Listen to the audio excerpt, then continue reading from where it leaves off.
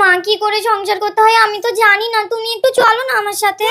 মেয়েকে তো আদর দিয়ে বড় করেছো, রান্না বান্না কিছুই শিখতে দাওনি, এবার কি হবে? জামাইয়েরও তো মানে তুমি কদিন গিয়ে ঘটিকে রান্না বান্না সব শিখে দিয়েছো না? ভালো হবে, চলুন, আমার বাবাটাও একা থাকে। না মানে বাবাকে আর রান্না করতে হবে না তাই বলছি। ও আচ্ছা ঠিক আছে তাহলে যাও। চলো বল। আরে বাবাকে প্রণাম করো। কলাটা ধরো তো, খাবে না? থাক থাক মা, পায়ে হাত দিতে নেই। বাবা যা মা। গাড়িতে বসো। আর তুমি সাবধানে থাকবে, জামাইয়ের বাবার ঘরে যেন ঢুকবে না। ঠিক আছে চলো। বাবা বেরিয়ে এসে দেখো আমি বৌমা এনেছি।